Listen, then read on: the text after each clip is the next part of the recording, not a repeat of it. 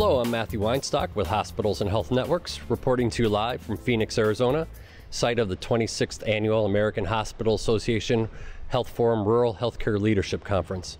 I'm joined right now by Rich Umbdenstock, President and CEO of the AHA. Rich, thanks for being with me. My pleasure, Matt. So Rich, we've got about 600 plus rural hospital executives and board members here in Phoenix with us.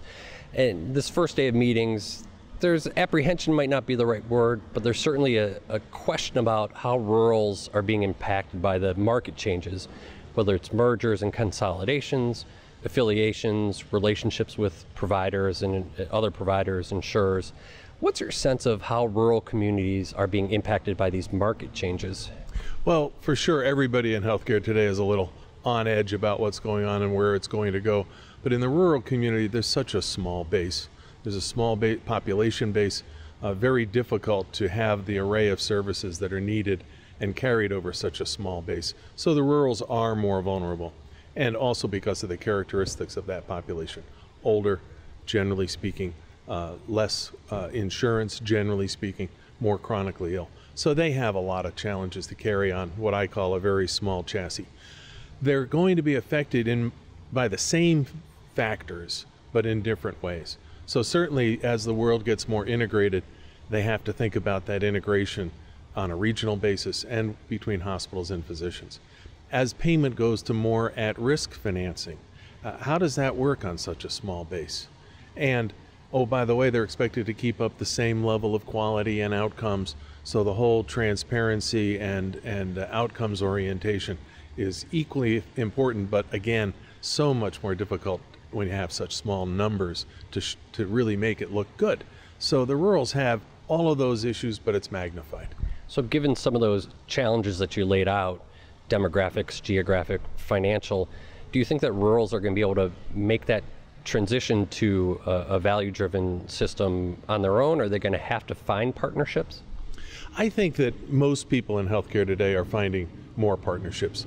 Scale does matter, especially scale of learning and deployment. In the rural area, again, they don't have a lot of population scale, they have huge geographic scale, so they're very essential providers of care. But really, I think that the future for most organizations, not just rurals, but rurals in particular, is going to be in partnership with someone. So whether they look to one another and share some of that overhead across their region, or whether they look to an urban partnership, a system sort of partnership in some way, I think it's going to be different in each case, but I do expect to see a lot more of that continue. Okay.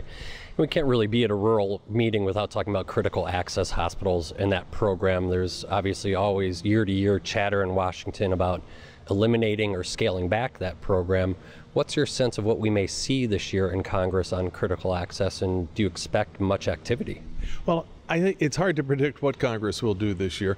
Not a lot of things getting through Congress, but they certainly have to act on the financial challenges we're facing. So yes, I think all healthcare payment issues are in play. Specifically on the critical access issue, the good news is it is relatively small dollars in the grand scheme of things. The bad news is that everybody's expecting some sort of level of shared responsibility if there are going to be changes across all types of hospitals and healthcare providers. So I don't think anybody can rest easy. Will the Congress try to scale back the program, scale back the level of payment, the 101% of cost formula that they're under? Hard to tell. But again, the good news is there are small dollars, and also the good news is there really is strong support in Congress for rurals because of the nature, certainly, of the Senate with many rural states. But everybody's looking to make sure that everybody's giving something. So those legislators from urban areas want to know that nothing is getting a free pass. So it's going to be in the mix. And of course, we can't forget about the tweeners in there too. They have their own set of issues that aren't necessarily addressed the way that critical access is. Right. That's a very difficult situation. By the name tells it all. They're neither one of the urban realm nor the critical access realm, and yet there are no special programs for those organizations. They may be driven to partnerships faster than anybody because of that, I'll call it less protected status in a sense. So I would expect to see them again integrating and connecting into larger groups for all the obvious reasons. And you'll be appearing on a panel talking about the transformation in rural healthcare. What are you hoping to hear from the audience when you're out there talking to them? Well, I'm really looking forward to my colleagues on the panel. I'll set the stage and then be kind of the MC of it, but I have two colleagues, Russ Johnson and Mike Hansen, rural CEOs, and people who really know what's going on at the front lines. So I think what'll be most interesting is to hear how they're addressing these issues and to see what kinds of questions or comments they spark from this 600 plus person audience. I think it's going to be a very lively exchange. Great. And lastly, Rich, a little bit off topic. I'm curious if you'd have had a chance to talk to any of the hospitals up in the Northeast, how they're responding to this latest weather crisis. Yeah, I have not. A good time for me to hold back is when they're in crisis. Our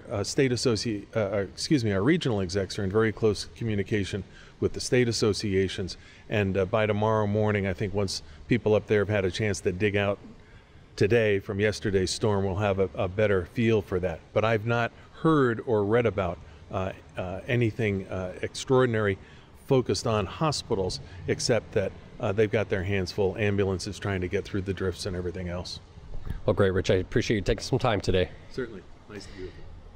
And I'm Matthew Weinstock, reporting live from Phoenix.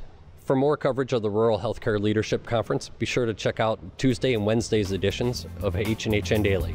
Thanks for tuning in.